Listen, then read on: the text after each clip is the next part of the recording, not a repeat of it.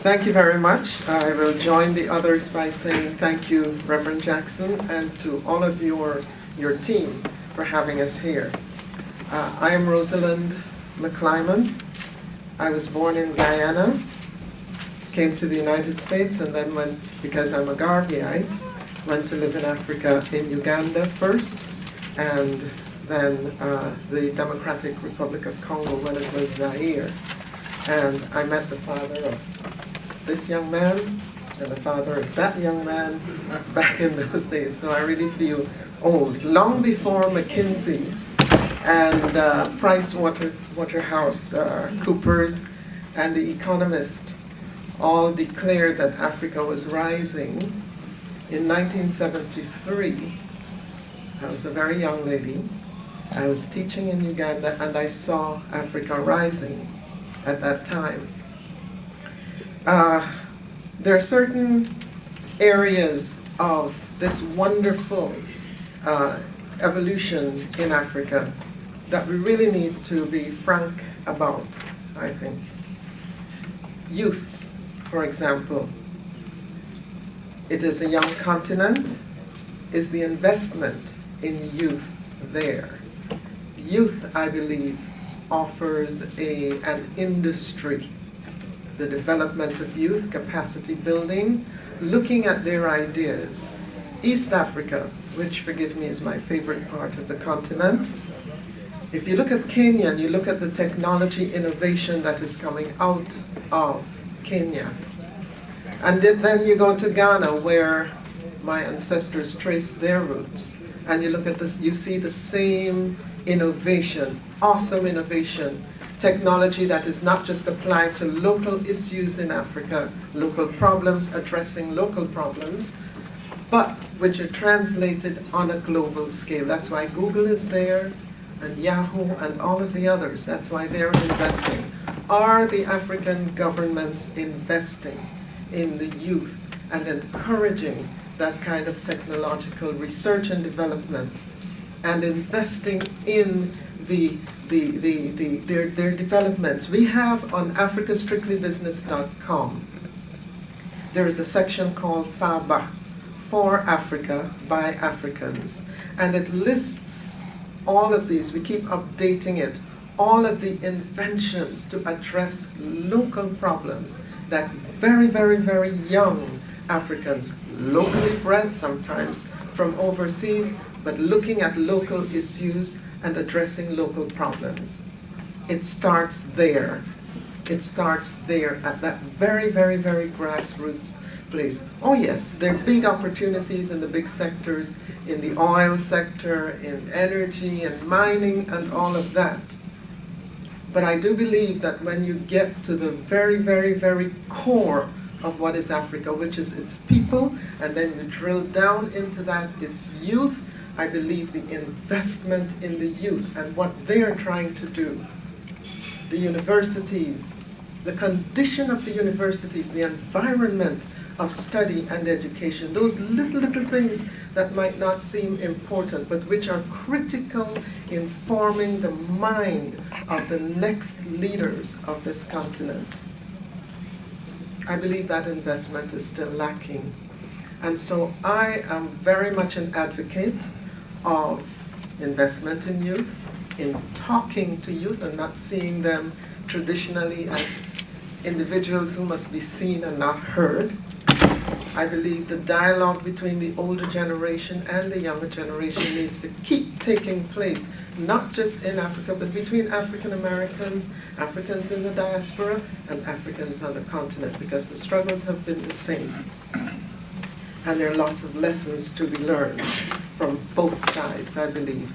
And so the sectors that I look at, certainly entrepreneurship development, capacity building, training in entrepreneurship. How do you go from being someone who takes a packet of cigarettes, you open it up and you sell them one by one by one? How do you take that person from that little micro enterprise to the next step? And then when you get to the middle market, are the banks on your side? Are the banks on your side? What I have seen is that sometimes the banks are there to block entrepreneurship development. They do not want to take the risk. They do not want to take the risk. And even when you come and you show the way they use a model that cannot be applied, I believe, to the entrepreneurial sector in Africa. You cannot take a model that says, oh, you have to show 3 years of this and that and 3 years of tax returns and all this sort of thing. No. Why not try? In addition to that, yes, you have to have standards, but in addition to that, why not look at how go visit that enterprise. Look at how it has progressed over the years. Look at its potential. That's a line item too. The potential, the sector it is in, how it has performed in that sector, what capital it has used to get to where it is. And now it comes to the bank to take it to the next level, and you have all this paperwork, you can't get anything done, you have this usurious interest rates that are being asked, you have to leverage your house, your everything that you have practically, to get a little loan just to take you from one side, from one level to the next level. And that mid-level of entrepreneurship is where the need is, even in this country. And I do not believe that the banks are visionary enough or interested enough in serving the mid-market of entrepreneurial development in Africa. I do not see it yet. I have served 2 terms on the U.S. Export-Import Bank, on the advisory, the advisory committee. And one of the tasks that we had, the main task we had, was to look at the ways that EXIM can position itself in a more competitive way. And in looking, you're drilling into what EXIM is doing, and who, or the companies, that get the benefit of EXIM, and the standards that they use in order to give loans and all of that. We made some serious recommendations, and hopefully at some point in the future they will be implemented, because there is a serious lack of access to capital in Africa for the development that we were all talking about, to keep this picture, this beautiful vision that we're seeing, that we're so proud of, to keep it going. If the mid-section of the continent does not have access to capital, and fair access, and on fair terms, I think we're not going to see this development continue. And so, technology, fantastic, because that's where the youth are. The creative industries, that is an industry that we need to follow very carefully. And in terms of copywriting and intellectual property, all that's being taken out of the continent, when young people are investing heavily with their talent and the money that you governments have paid to send them abroad to study, and they go back and they start these industries. Architectural design, graphic artists. You should see some of the stuff that's coming out that they're doing that can compete with any of these organizations, any of these enterprises in media, in graphic arts, in architecture coming out of Africa. Is the investment there?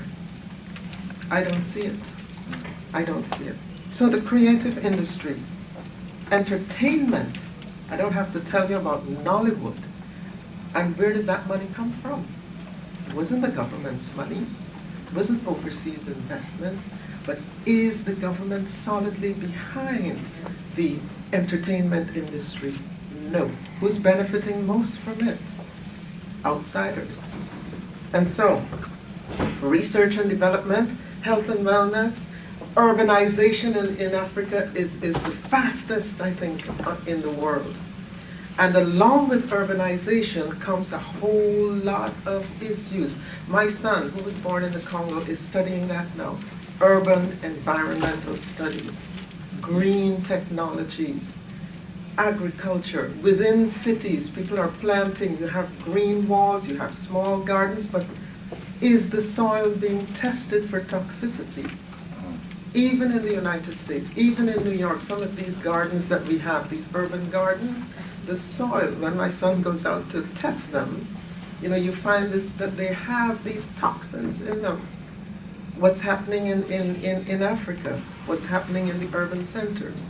And so research and development, urban issues, urban development, environmental studies, health and wellness, along with urbanization comes a whole lot of health challenges. We see the incidence of breast cancer on the rise in Africa, coming with urbanization and the way the pesticides that are still being used to move now the produce from the interior to the urban centers. More pesticides, incidence of cancer going up, hypertension, all of these things. And so health and wellness is another industry at the middle-sized level, at the entrepreneurial level, that you can get into. You don't have to be a big corporation to do some of these things. Leadership development, all sorts of areas. I will stop there and we can continue with the discussion. Thank you very much.